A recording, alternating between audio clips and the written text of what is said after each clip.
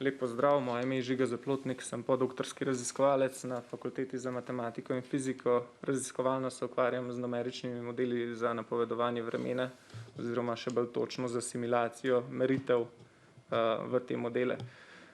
Danes vam bom predstavil en kratek, upam, da bo dovolj kratek, predavanje o tem, kako nam lahko epidemiološki modeli pomagajo pri odločanju.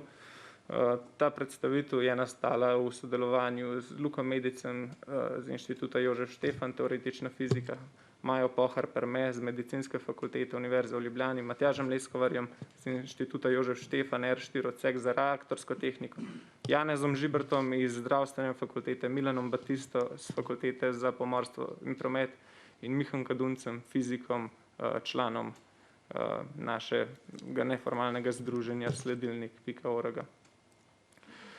Za začetek, zakaj sploh modelirati?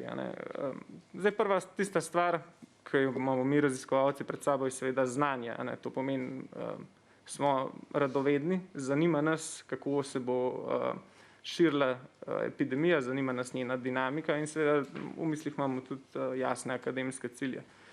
Druga stvar, ker želimo nekako pomagati in znamo napraviti neko kratkoročno napoved zasedenosti bolnišnic in tudi smrti, ki je zelo zanesljiva praktično.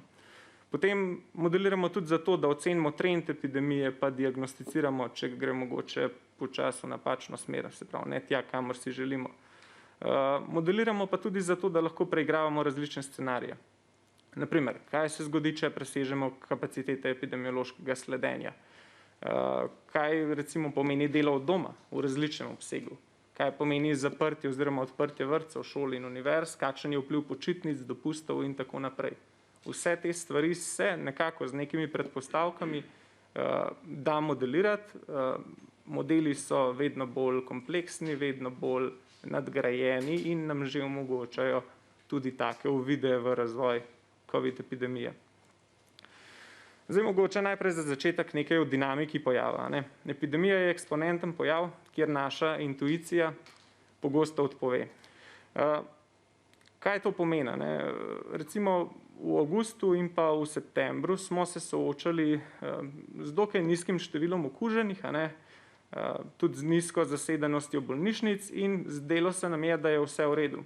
Ampak v ozadju, vidite graf na levi strani, na logaritemski skali je pa število infektivnih primerov v bistvu ves čas eksponentno raslo in na to so glasno opozarjali naši raziskovalci, moji kolegi Matjaž Leskovar, Janez Žibert, Maja Pohar-Perme. Ves ta čas je epidemija eksponentno rasla. Kljub temu se mi zdi, da so njihova opozorila naletela na nekoliko gluha ušesa. Zdaj na desni imamo pa, kaj to pomeni v našem realnem svetu, ki si ga znamo predstavljati. Število aktivnih primerov, se pravi, počasi raste praktično na začetku, sploh ne zaznamo nobenega problema. Ko pa problem je pa tipično že prepozno oziroma smo zamudili. To pomeni, epidemija je pojav, kjer pride do problema z zamikom in to si včasih težko predstavljamo. To je zelo pomembno, da si odločevalci predstavljajo in razumejo.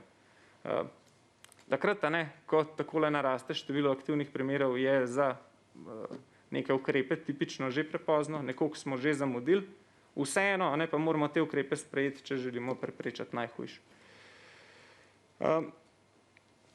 Omenil sem kratkoročno napovedovanje zasedenosti bolnišnic. Kako to naredimo? Glejte, tukaj imate graf iz sledilnika, verjeten vam je že vsem dobro poznan, kaže, kako se je število okuženih v različnih starostnih skupinah spreminjalo v času, oziroma ta graf prikazuje število novo okuženih v različnih starostnih skupinah v času. Tista vijolična barva prikazuje 3 starostne skupine in sicer 65 plus, se pravi roza 65 plus, 65 do 85 in 85 plus.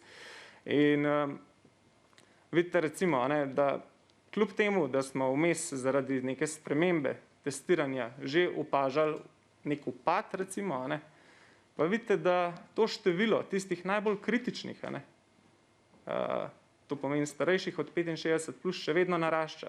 In ne le to, včeraj smo imeli izjemen skok. To pomeni število tistih novookuženih starejših od 85 let je bilo skoraj dvakrat večje kot kadarkoli prej. To je razlog za skrb. No, pa da se zdaj grem nazaj na modele, se pravi, kako lahko tako informacijo upoštevamo za neko napoved, kratkoročno napovedovanje zasedenosti bolnišnic.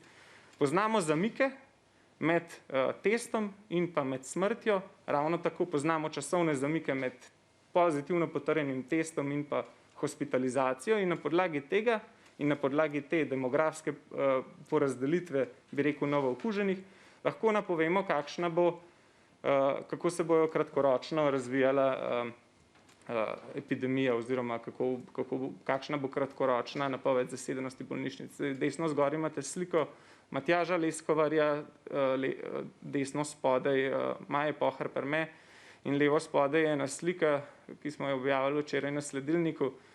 Ta kaže, da imamo praktično, če se po domači izrazim, že na lagerju krepko preko 1000 smrti. Bolj verjetno 1200 ali več. To pomeni, če tudi se epidemija neha širiti, če tudi se ne okuži noben več. Preko 1000 smrti. In zato so taki zato recimo so modeli, ki napovedujejo neko kratkoročno zasedenost bolnišnice ali pa smrti, tako zelo uporabni. Tudi če se ne okuži noben več. Modeli so uporabni tudi za ocenjevanje trendov in za diagnostiko. Tole je slika, ki jo je pripravil kolega Milan Batista z Fakultete za pomorstvo in promet. Milan fita SIR model, klasičen SIR model na število novookuženih v času in na ta način diagnosticira, ali pride mogoče do nekega pomembnega odstopanja od njegove pričakovane krivulje. Zdaj, zakaj je ta način zelo uporaben za diagnostiko? Ker v bistvu vidimo, kdaj odstopa od neke teoretične napovedne vrednosti in če pomembno odstopa, kot je recimo včeraj, potem je to, oziroma če nekaj dni tako odstopa, je potem to nekaj razlog za alarm. Seveda ne moramo soditi le na podlagi ene meritve, tukaj je velik vpliv na ključnosti, ampak če se to dogaja nekaj dni, je to razlog za alarm. To pomeni, da epidemija recimo ne upada po naših pričakovanjih oziroma tako, kakor bi si želeli. Temelj dobrega napovedovanja, to vemo tudi iz recimo napovedovanja vremena, so dobri podatki, dobre meritve. Le tako lahko prvič naučimo se nekaj o razvoju epidemije in to znanje uporabimo za to, da skonstruiramo matematične, fizikalne koncepte, kako se epidemija širi in skonstruiramo te modele. Trenutno asimiliramo modele podatke o hospitaliziranih, o intenzivnih negah, o smrtih, novookužene in njihovo porazdelitev po letih, kot sem že omenil. Po novem tudi podatke o koncentraciji virusa na odplakah, več o tem bom povedal kasneje. Pa tudi podatke o izdanih karantenah, če so na voljo, recimo z Nacionalnega inštituta za javno zdravje, ter število importiranih primerov. Želeli bi si poznati vsaj še časovni zamik med simptomi pa testom, to seveda zahteva, da je proces med zdravstvenimi domovi in labi za testiranje povsem digitaliziran. Želeli bi si še, da se objavljajo kapacitete za epidemiološko sledenje kontaktom, to pomeni, koliko največ nepovezanih primerov in njihovih kontaktov lahko na dan razrešijo epidemiologi. Pa seveda ena pomembna informacija, ko bom kasneje razložil, zakaj je tako pomembna, kolikšen delež zaposlenih dela od doma. Namreč vi kot odločevalci ste pozvali recimo delodajalce, da v čim večji meri odredijo delo od doma, ampak delo od doma, mislim, potem je treba ta ukrep tudi nekako spremljati. Koliko jih res je tistih, ki dela od doma, kolikšen delež. Recimo v prvem valu je bil podatek, da je v neki fazi delali manj kot 30% ljudi na delovnem mestu. Trenutno mislim, da je ravno obratno. Okrog 70% ljudi trenutno dnevno na delovnem mestu. To je pomembna razlika. Bomo videli kasneje, zakaj. Bomo videli kar takoj, zakaj. Se pravi, na desni sliki bom najprej pokazal, kako se v času spreminja število zaposlenih oziroma delež zaposlenih na delovnem mestu. To so podatki večjih slovenskih, večjih podjetij, ki sem jih pridobil sam. In vidimo tukaj par takih pomembnih signalov. S tisto rdečo elipso je obkroženo, kako delež zaposlenih na delovnem mestu pade zaradi poletnih počitnic. In vidite, junija, julija in pa v začetku avgusta to raste, potem pa nekako po šmarnu tipično se ljudje vrnejo nazaj z dopusta na delovno mesto in delež teh zaposlenih na delovnem mestu strmo naraste. Zdaj, lahko to primerjate tudi sliko, sledilnikovo sliko, kako se je spreminjalo število novookuženih v tem istem obdobju. Kar želim povedati je to, da je zelo verjetna razlaga za ta naš upad epidemije med nekim 10. julijem in pa 10. avgustom ravno to, da je bilo toliko ljudi odsotnih z delovnega mesta. Potem pa vidite tudi strm vzpon, to je pa takrat, ko so se ljudje vračali z dopusta nazaj na delovno mesto in ne le to, vračali so se tudi iz različnih območij.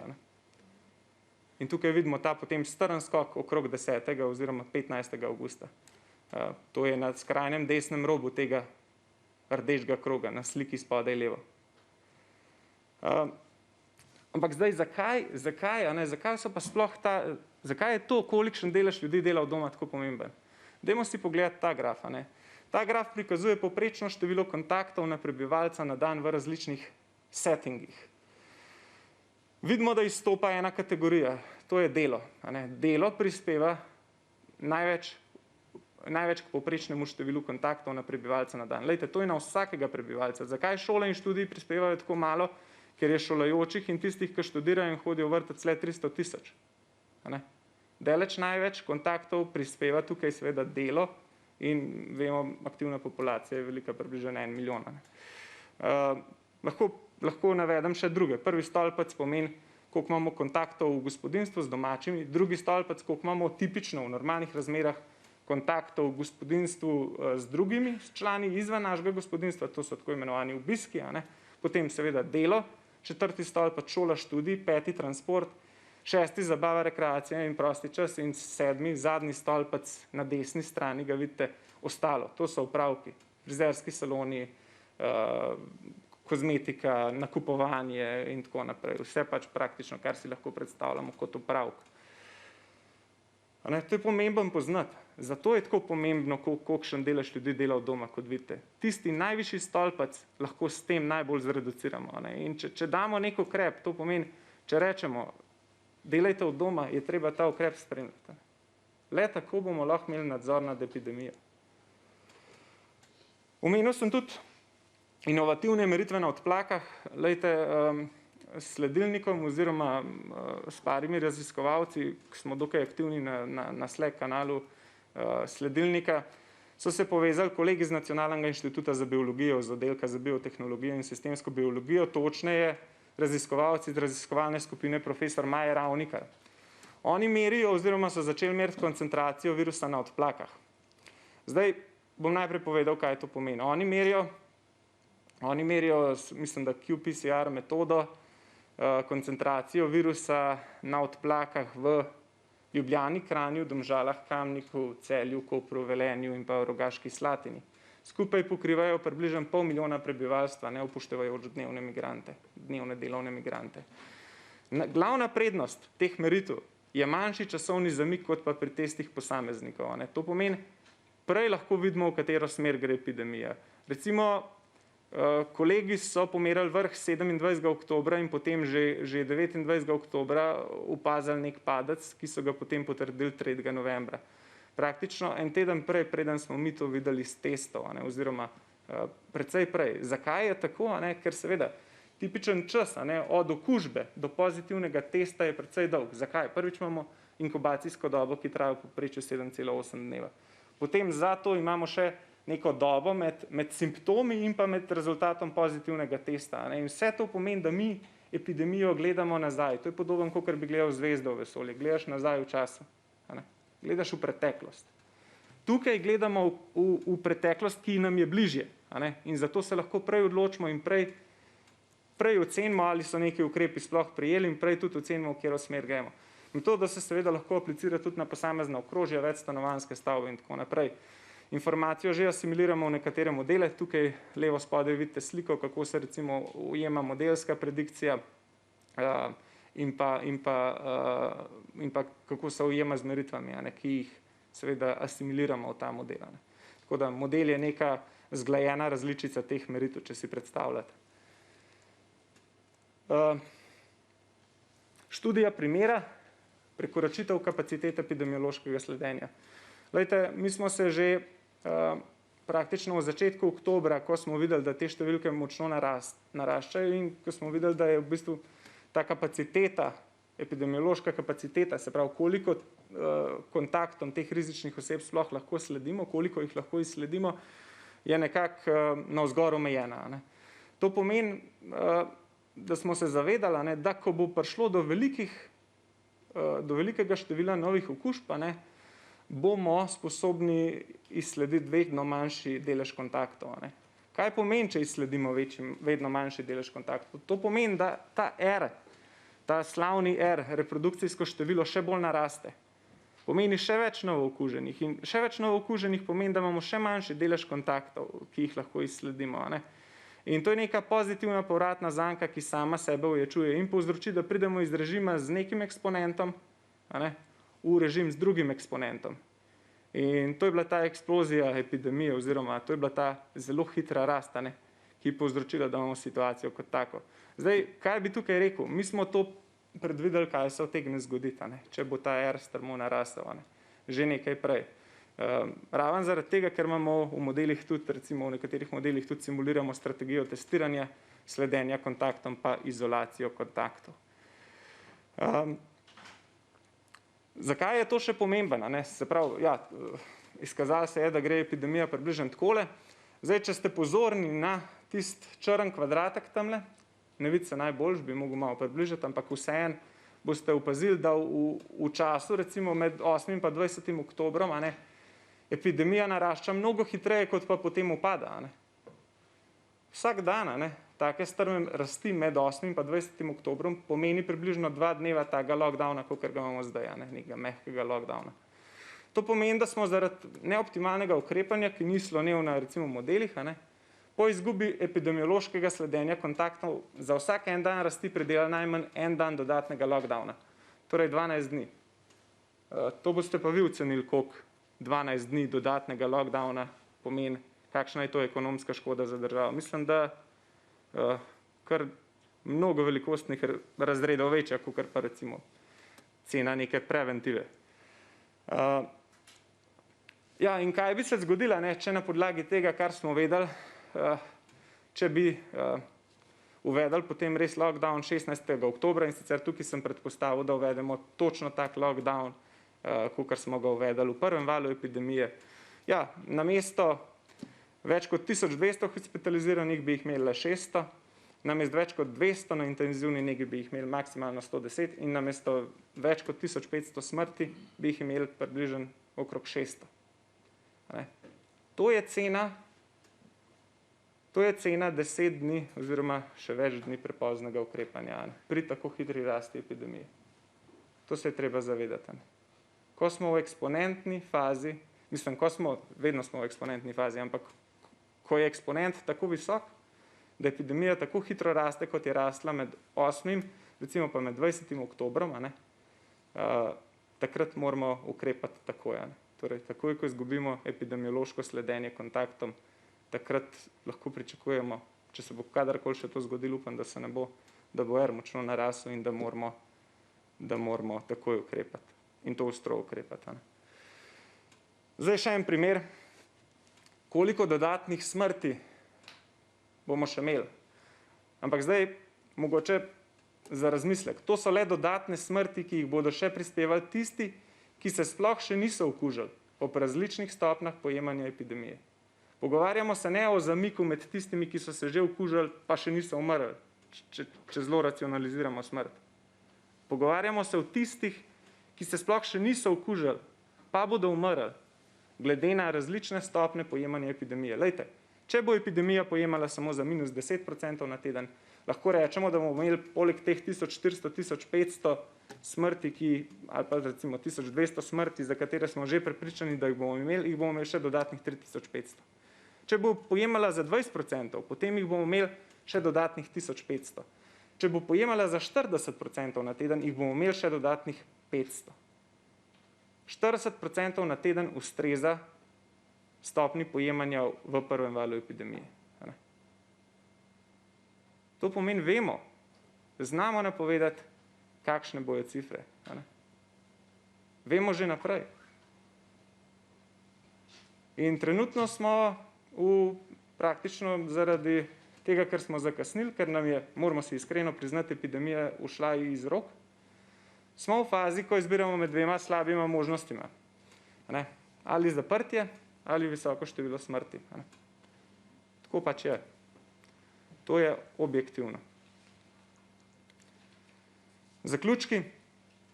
Upam, da sem vam s to predstavitvijo pokazal, da modeli zmorejo in znajo napovedati dinamiko kompleksnih pojavov. Tako razvoja vremena, s čimer se jaz ukvarjam raziskovalno, kot tudi klimatskega sistema, kot tudi epidemijo. In modeli so torej zelo uporaben pripomoček pri odločanju, da ne rečem esencialen. Zadnja moja misel, mogoče znanost ponuja rešitve, moramo jih zaupati in naj se iz te epidemije tudi nekaj naučimo. Glejte, za obzorjem, ko končamo s COVID-om, imamo še, to vam lahko povem kot meteorolog in nekdo, ki se ukvarja tudi s klimatologijo, vam lahko povem, da imamo še en zelo pomemben problem, mogoče še, ki bo zahteval še večji angažma celotne družbe, to so podnebne spremembe. Če bomo odreagirali tako, da bomo znanost poslušali na pol oziroma nekako ne povsem zaupali, potem tudi tega problema ne bomo dobro rešili. Hvala lepa za pozornost.